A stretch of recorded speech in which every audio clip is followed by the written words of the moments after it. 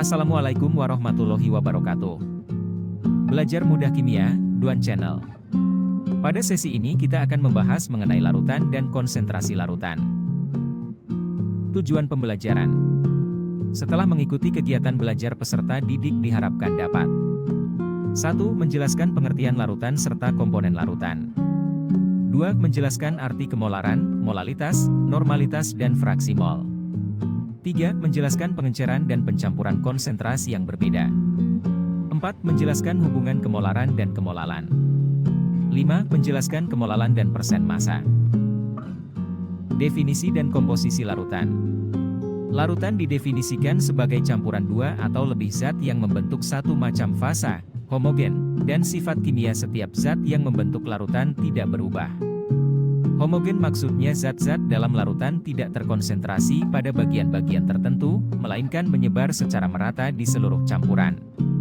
Komponen yang terdapat dalam larutan, yaitu pelarut dan zat terlarut. Pelarut adalah zat yang dapat melarutkan zat lain.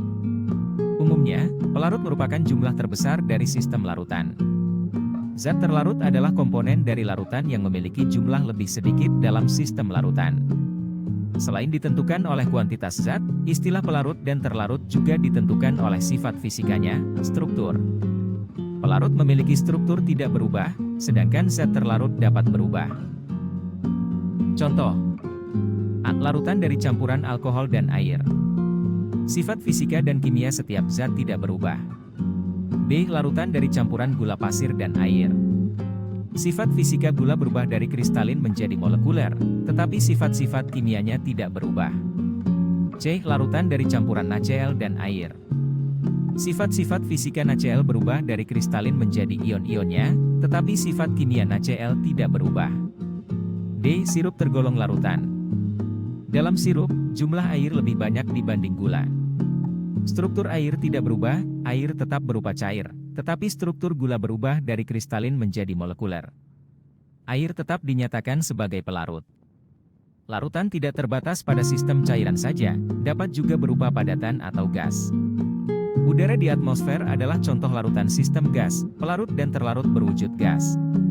Logam kuningan adalah contoh sistem larutan padat, campuran tembaga dan seng.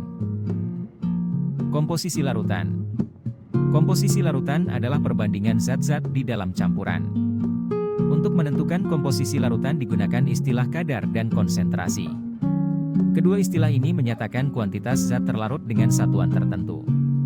Satuan yang digunakan untuk menyatakan kadar larutan adalah persen berat, B per B, persen volume, V per V, dan bagian per sejuta, BPJ, atau ppm, part per million.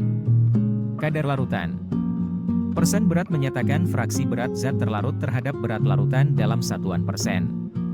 Persen berat biasa diterapkan dalam campuran padat cair atau padat-padat. Rumusnya dapat kita tuliskan sebagai berikut. Persen berat zat A sama dengan berat zat A dibagi berat zat pelarut dan zat terlarut dikali 100%.